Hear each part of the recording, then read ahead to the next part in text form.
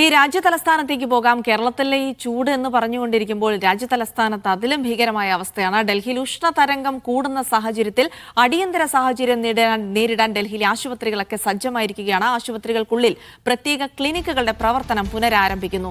ആശുപത്രികളിൽ പ്രത്യേക സൂര്യതാപ മുറികൾ സജ്ജമാക്കാനും തീരുമാനമായി.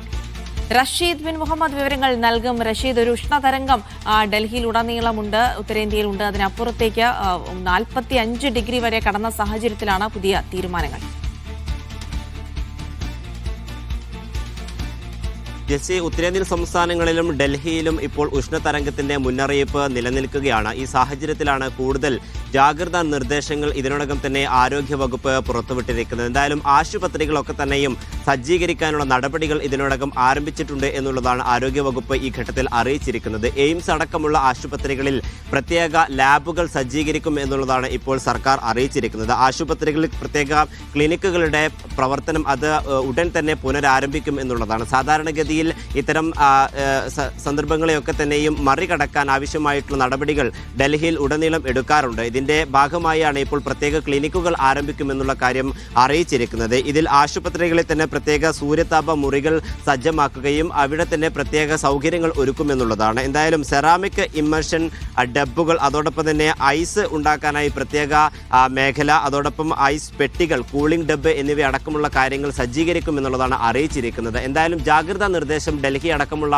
ഉത്തരേന്ത്യൻ സംസ്ഥാനങ്ങൾ ഇപ്പോഴും നിലനിൽക്കുകയാണ്. രാവിലെ 11 മണി മുതൽ 3 മണി വരെയുള്ള വെയിലെ ആളുകൾ നേരിട്ട് ശരീരത്തിൽ ഏൽക്കരുത് എന്നുള്ള കർശനമായിട്ടുള്ള നിർദ്ദേശം ആരോഗ്യവകുപ്പ് നൽകിയിട്ടുണ്ട്. തുറസായിട്ടുള്ള സ്ഥലങ്ങളിൽ ജോലി ചെയ്യുന്നവർ ജാഗ്രത പാലിക്കണം എന്നുള്ള കാര്യം കൂടി അറിയിച്ചിരിക്കുകയാണ്. അതോടൊപ്പം ആശുപത്രികളിലും ക്യൂ, അതായത് നീണ്ട വരികൾ എയിംസ് അടക്കമുള്ള ആശുപത്രികളിൽ ഉണ്ടാവാറുണ്ട്. ഇത്തരം മേഖലകളിൽ കൂടുതൽ ആരോഗ്യ പ്രവർത്തകരെ ഉൾപ്പെടുത്തിക്കൊണ്ട് ചികിത്സാ സംവിധാനങ്ങളിൽ കൂടുതൽ മെച്ചപ്പെടുത്തണമെന്നുള്ള നിർദ്ദേശം കൂടി സംസ്ഥാന സർക്കാർ നൽകിയിട്ടുണ്ട്. അതോടൊപ്പം സ്കൂളുകൾ കേന്ദ്രീകരിച്ചുകൊണ്ടും പ്രത്യേക സജ്ജീകരണങ്ങൾ ഒരുക്കണമെന്നുള്ള നിർദ്ദേശം വിദ്യാഭ്യാസ വകുപ്പ് നൽകിയിരിക്കുകയാണ്. ഓരോ മണിക്കൂർ ഇടവിട്ട പ്രത്യേക ബെൽ അടിക്കുകയും ഈ സമയത്തൊക്കെ തന്നെയും കുട്ടികൾ വെള്ളം കുടിക്കുന്നുണ്ട് എന്നുള്ളത് ഉറപ്പുവരുത്തണമെന്നുള്ള കാര്യം അധ്യാപകർക്കും പ്രധാന അധ്യാപകർക്കും വിദ്യാഭ്യാസ വകുപ്പ് നിർദ്ദേശം നൽകിയിട്ടുണ്ട്. ഇങ്ങനെ ഡൽഹിയിലും വലിയ ജാഗ്രത തുടരുക തന്നെയാണ്. ഉഷ്ണതരംഗത്തെ നേരിടാനായിട്ടുള്ള ജാഗ്രതാ നിർദ്ദേശങ്ങൾ സംസ്ഥാന ഭരണകൂടം തന്നെ മുന്നോട്ട് വയ്ക്കുന്നുണ്ട്. വിവരങ്ങളാണ് റഷീദ് ബിൻ മുഹമ്മദ് നൽകിയത്.